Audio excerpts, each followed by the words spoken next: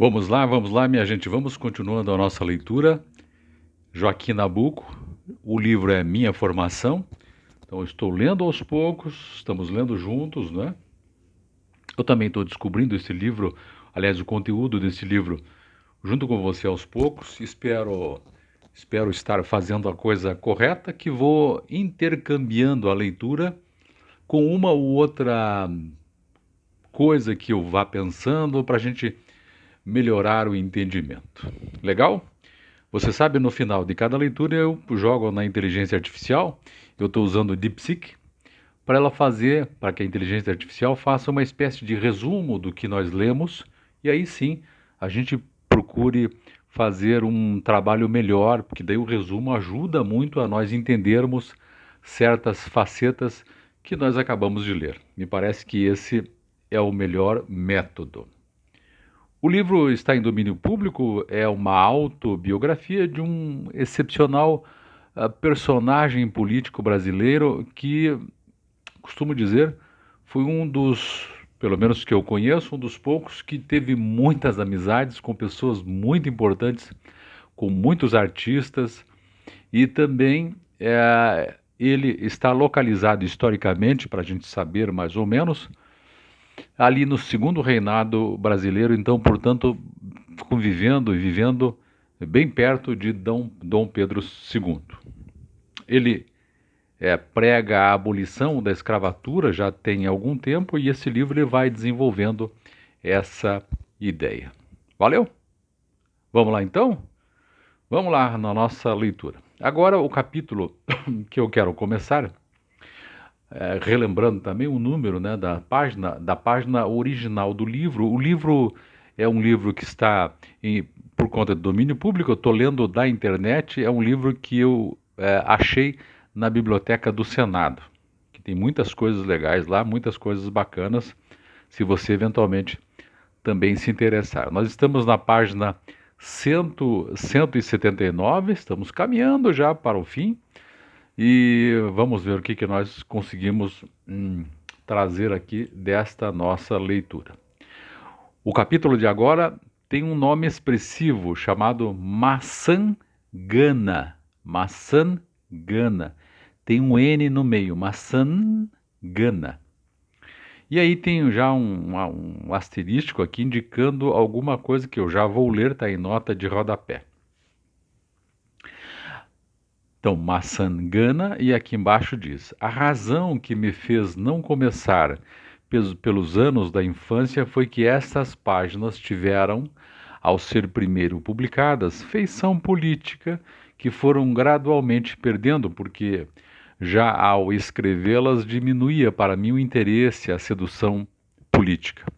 A primeira ideia fora contar minha formação monárquica, depois, alargando o assunto, minha formação político-literária ou literário-política. Por último, desenvolvendo-se sempre minha formação humana, de modo que o livro confinasse com outro que eu havia escrito antes sobre minha reversão religiosa. É deste livro de caráter mais íntimo, composto em francês há 7 anos, que traduzo este capítulo para explicar a referência feita às minhas primeiras relações com os escravos. Claro, a gente precisa dar fazer uma releitura, né? Aqui ele fala escravos, escravatura. Eu sei que a linguagem hoje já é outra, mas nós precisamos respeitar historicamente o texto. Legal? Vamos lá então. Então, isso aqui agora que nós vamos trabalhar é um pouco de reminiscência da infância dele, do que ele viveu lá. Então, ele disse que isso aqui deveria, na verdade, começar o livro, mas foi diferente a composição deste livro. Aqui ele quis começar mais por política e literatura para depois desenvolver o aspecto pessoal. Então, vamos lá. Dito isso, explicado o texto, o título, Maçangana, vamos lá. O traço todo da vida é para muitos um desenho de criança esquecido pelo homem, mas ao qual ele terá sempre que se cingir sem o saber.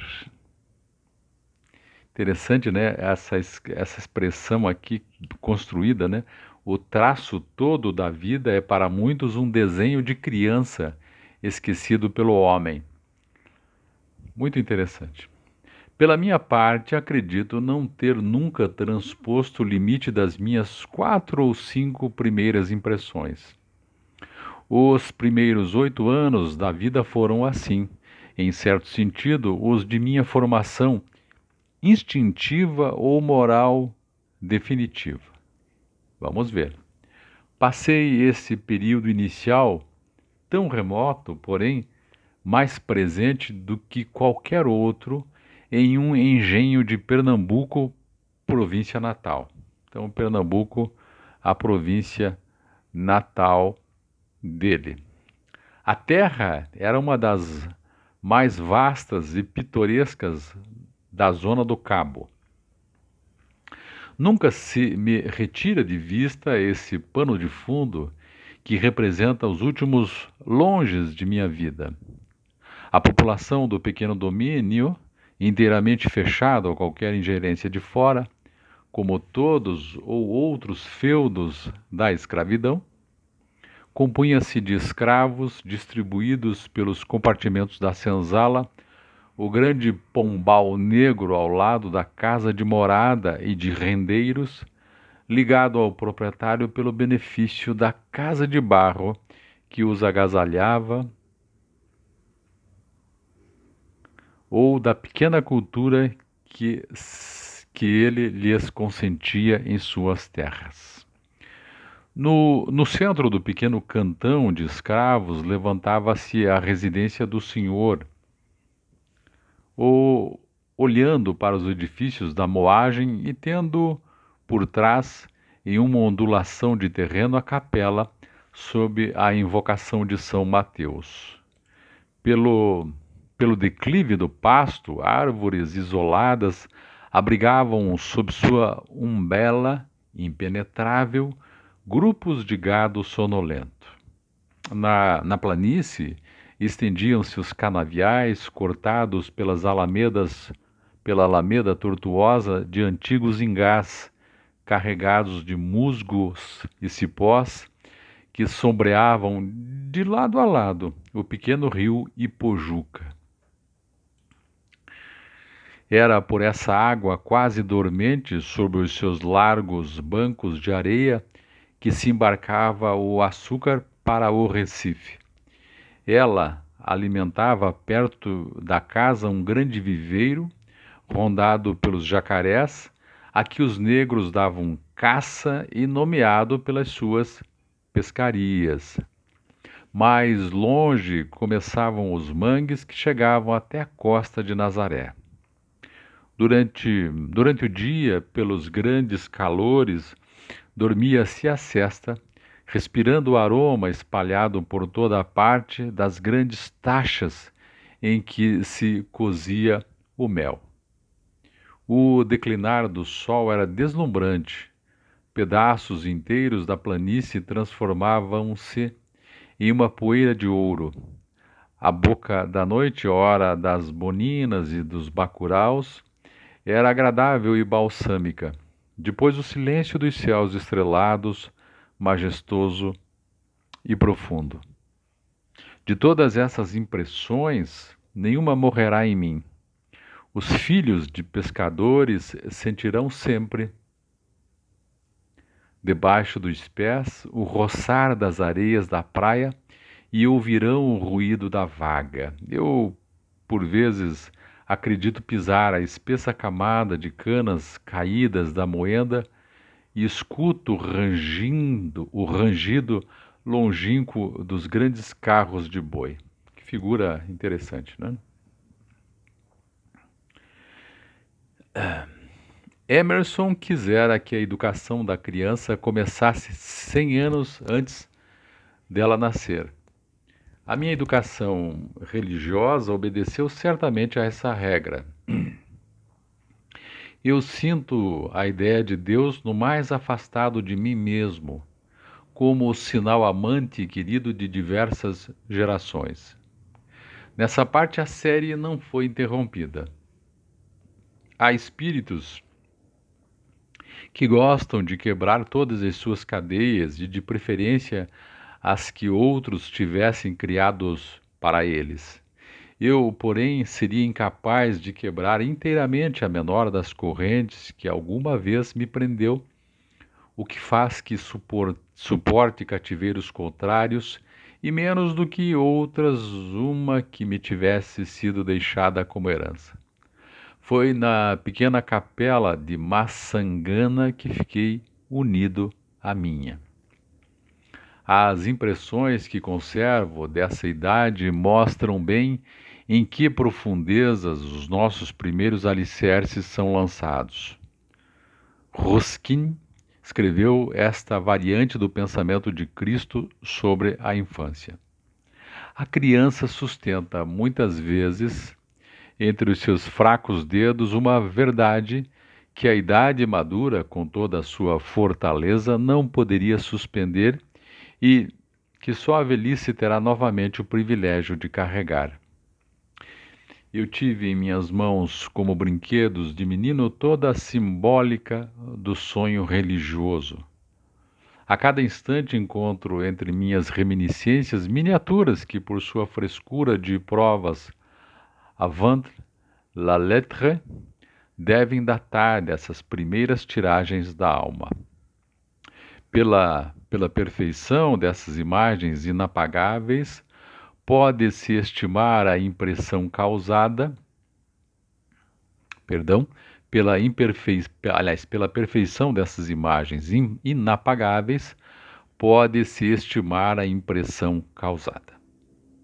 Assim, eu via a criação de Michelangelo na Sistina e de Rafael nas Lodi, e apesar de toda a minha reflexão, não posso dar a nenhum o relevo interior do primeiro paraíso que fizeram passar diante dos meus olhos em um vestígio de antigo mistério popular. Ouvi notas perdidas do Ângelus na campanha romana, mas o muezzin íntimo, o timbre que soa aos meus ouvidos à hora da oração, é o do pequeno sino que os escravos escutavam com a cabeça baixa, murmurando: Louvado seja nosso Senhor Jesus Cristo. Este é o millet inalterável que se gravou em mim.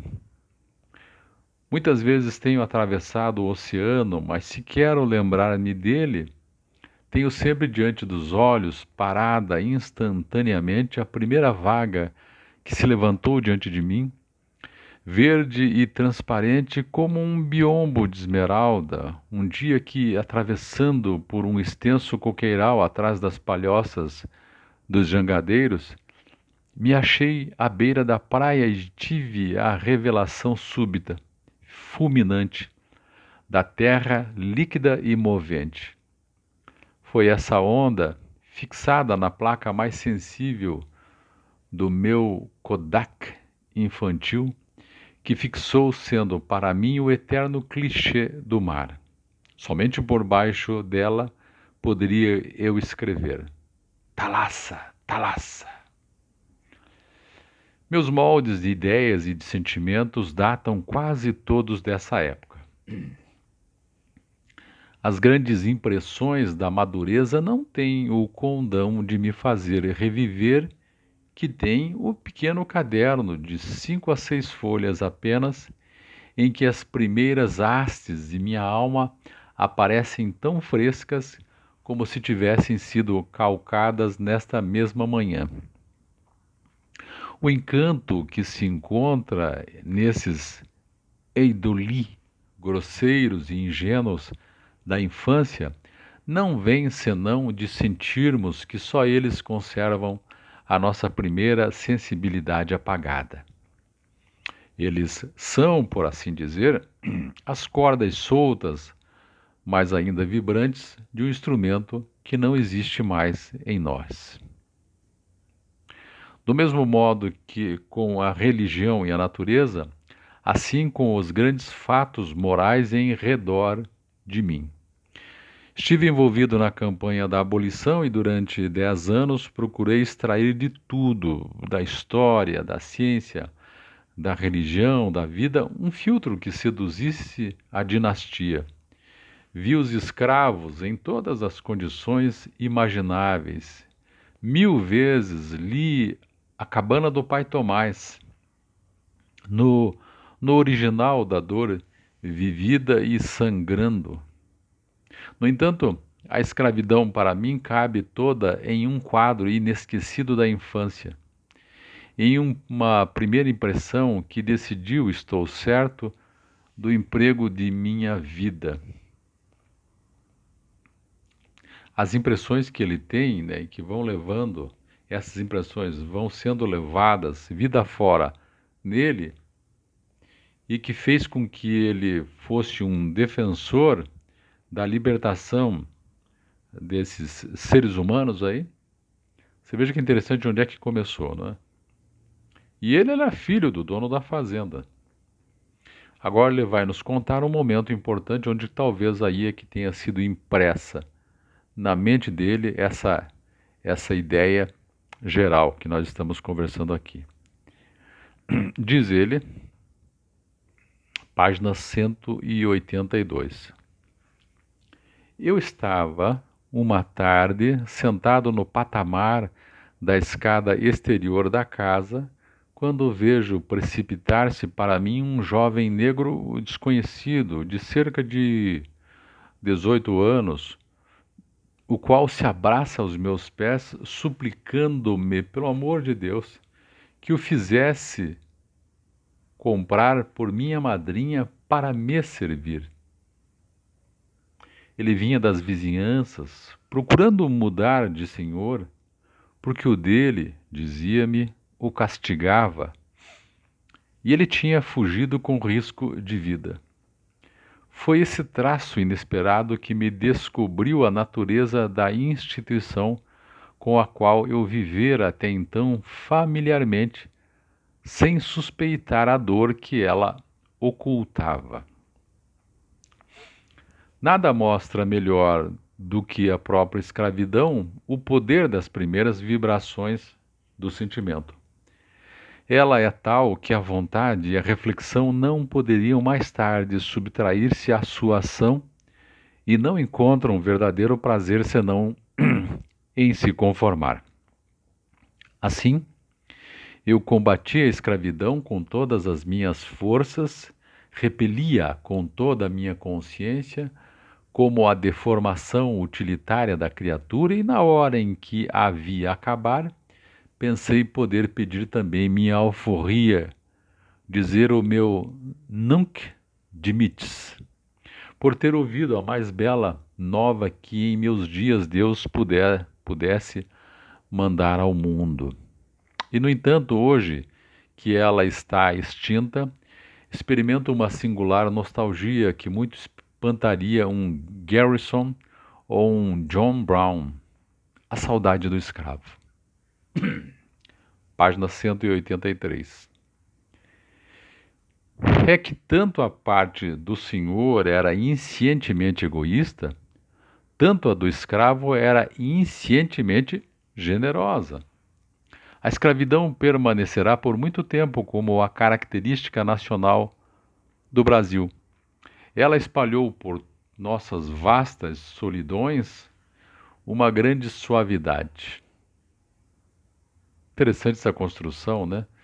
Até não lembro, mas eu acho que alguém mais para frente aqui já no outro século já usou essa expressão de que o Brasil era de vastas solidões. Não sei qual grande escritor eu já li.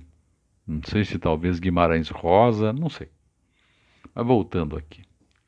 Seu contato foi a primeira forma que recebeu a natureza virgem do país e foi a que ele guardou. Ela povoou-o como se fosse uma religião natural e viva, com os seus mitos, suas legendas, seus encantamentos.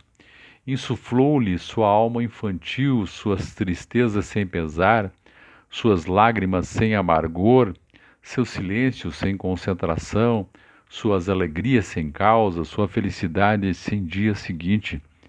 E ela, o suspiro indefinível que exalam ao luar as nossas noites do norte.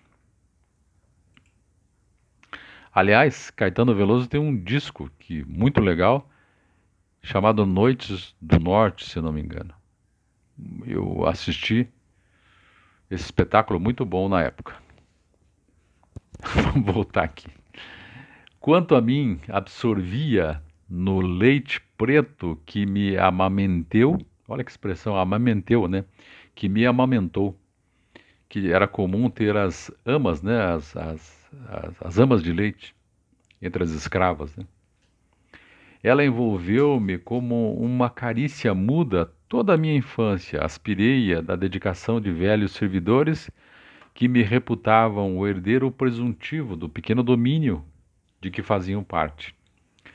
Entre mim e eles deve ter se dado uma troca contínua de simpatia, de que resultou a terna e reconhecida admiração que vim mais tarde a sentir pelo seu papel. Este me pareceu, por contraste com o instinto mercenário da nossa época, sobrenatural à força de naturalidade humana.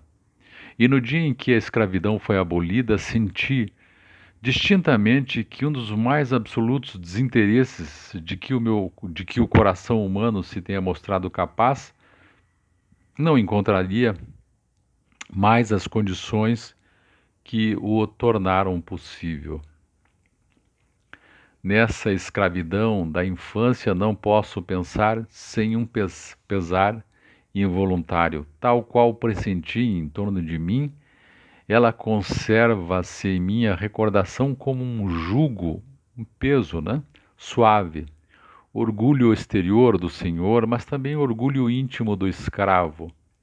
Alguma coisa parecida com a dedicação do animal que nunca se altera, porque o fermento da desigualdade não pode penetrar nela. Página 184. Também eu receio que essa espécie particular de escravidão tenha existido somente em propriedades muito antigas, administradas durante gerações seguidas com o mesmo espírito de humanidade, onde uma longa hereditariedade de relações fixas entre os senhores e os escravos tivessem feito de um e outros uma espécie de tribo patriarcal isolada do mundo. Tal aproximação entre situações tão desiguais perante a lei seria impossível nas novas e ricas fazendas do sul, onde o escravo desconhecido do proprietário era somente um instrumento de colheita. Os engenhos do norte eram, pela maior parte, pobres explorações industriais. Existiam apenas para a conservação do estado do senhor, cuja importância e posição se avaliava pelo número de seus escravos. Assim também se encontravam ali, com uma aristocracia de maneiras que o tempo apagou, um pudor, um resguardo em questões de lucro próprio das classes que não traficam. Fiz há pouco menção de minha madrinha, das recordações da infância que eclipsa todas as outras e a mais cara de todas é o amor que tive por aquela que me criou até os meus 8 anos como seu filho. Sua imagem ou sua sombra desenhou-se por tal modo em minha memória que eu a poderia fixar se tivesse o melhor talento de pintor. Ela era de grande corpulência, inválida, caminhando com dificuldade, constantemente assentada em um largo banco de couro que transportavam de peça em peça da casa. Ao lado da janela que deitava para a praça do engenho, e onde ficava a estrebaria, o curral e a pequena casa edificada para o meu mestre e que me servia de escola. Ela não largava nunca suas roupas de viúva.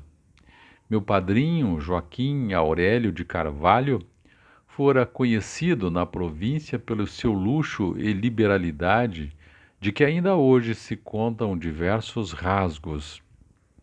Estou vendo, através de tantos anos, a mobília da entrada, onde ela costumava passar o dia, nas paredes algumas gravuras coloridas, representando o episódio de Inês de Castro, entre as gaiolas dos curiosos afamados pelos quais seu marido costumava dar o preço que lhe pedissem. Ao lado, em um armário envidraçado, as pequenas edições portuguesas dos livros de devoção e das novelas do tempo. Página 185.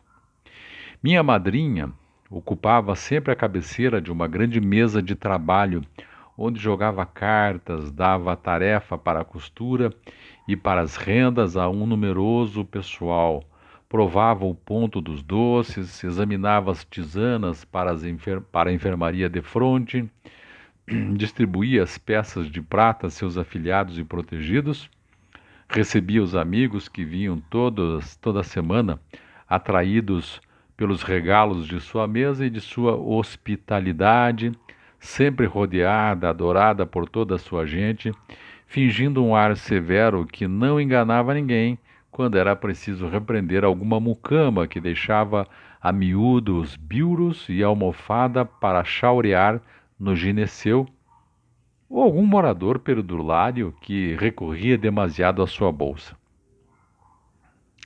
Parece que seu maior prazer era trocar uma parte de suas sobras em moedas de ouro, que ela guardava sem que ninguém o soubesse, senão o seu liberto confidente para me entregar quando eu tivesse idade. Aqui é a poupança, né? Trocando por moedas de ouro. Era a isso que ela chamava o seu invisível. Por ocasião da morte do servo de sua maior confiança, ela escrevia à minha mãe, pela mão de outros, o seguinte: dou parte a Vossa Excelência e ao meu compadre que morreu o meu Elias, fazendo-me uma falta excessiva aos meus negócios. De tudo tomou conta, sempre com aquela bondade e humildade sem parelha, e ficou a minha casa com ele no mesmo pé em que era no tempo do meu marido. Nem só fez falta a mim, como a nosso filhinho, que tinha um cuidado nele nunca visto. Apesar de eu ter parentes, a ele era a quem eu o entregava, porque se eu morresse para tomar conta do que eu lhe deixava para entregar a vossas excelências, mas que hei de fazer, se Deus quis? Em outra carta, mais tarde, a última que possuo, ela volta à morte de Elias, dizendo o seguinte: o meu Elias, o qual fez-me uma falta sensível, tanto a mim como a meu filhinho, porque tinha um cuidado nele maior possível, como pelas festas que ele gosta de passear, ia sempre entregue a ele. Deus me dê vida e saúde até o ver mais crescido, para lhe dar alguma coisa invisível, como dizia o defunto seu compadre, pois só fiava isso do Elias, apesar de ter ficado o Vítor, mano dele, que faço também toda a fiança nele, quer dizer, que confio nele também. Página 186. Ah, querida e abençoada memória, o tesouro acumulado parcela por parcela não veio às minhas mãos, nem teria podido vir por uma transmissão destituída das formas legais, como talvez tenha pensado.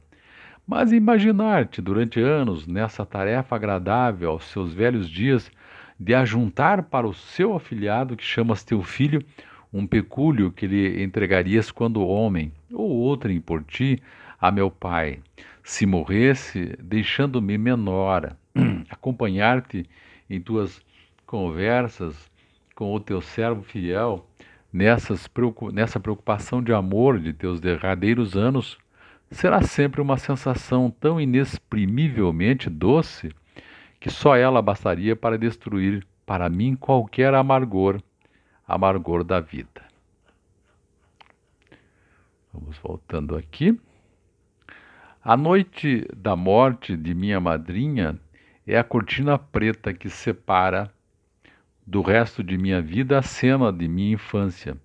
Eu não imaginava nada, dormia no meu quarto com a minha velha ama, quando ladainhas entrecortadas de soluços me acordaram e me comunicaram o terror de toda a casa. No corredor, moradores libertos, os escravos, ajoelhados, rezavam, choravam, lastimavam-se em gritos. Era a consternação mais sincera que se pudesse ver, uma cena de naufrágio. Todo esse pequeno mundo, tal qual se havia formado durante 2 ou 3 gerações, em torno daquele centro, não existia mais depois dela. Seu último suspiro o tinha feito quebrar-se em pedaços.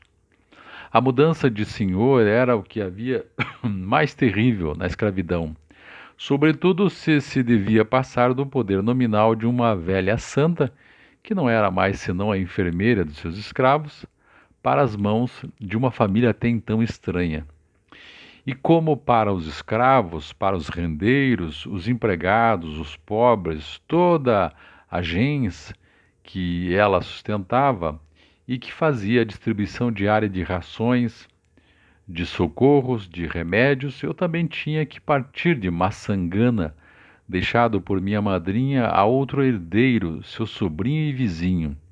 A mim ela deixava um outro dos seus engenhos que estava de fogo morto, isto é, sem trabalhos para trabalhar, sem escravos para trabalhar. Ainda hoje vejo chegar, quase no dia seguinte à morte, os carros de bois do novo proprietário. Era a minha deposição. Eu tinha 8 anos. Meu pai, pouco tempo depois, me mandava buscar por um velho amigo vindo do Rio de Janeiro. Distribuí entre a gente da casa tudo o que possuía, meu cavalo, os animais que me tinham sido dados, os objetos do meu uso. O menino está mais satisfeito, escrevi a meu pai, o amigo que devia levar-me. Depois que eu lhe disse que a sua ama o acompanharia. O que mais me pesava era ter que me separar dos que tinham protegido a minha infância, dos que me serviram com dedicação, que tinham por minha madrinha e, sobretudo, entre eles, os escravos, que literalmente sonhavam pertencer-me depois dela. Eu bem senti o contragolpe da sua esperança desenganada no dia em que eles choravam. Vendo-me partir espoliado, talvez o pensassem da sua propriedade. Pela primeira vez sentiram eles, quem sabe, todo o amargo da sua condição e beberam-lhe a lia. Muito bem. Tá faltando um pouquinho mais para eu terminar esse capítulo, mas eu vou dar um tempo, porque o nosso vídeo já está ficando muito extenso. Volto no segundo vídeo para a gente terminar, para eu terminar essa leitura e aí fazer o resumo do que nós lemos. Valeu? Continue aí firme e forte. Até o próximo vídeo.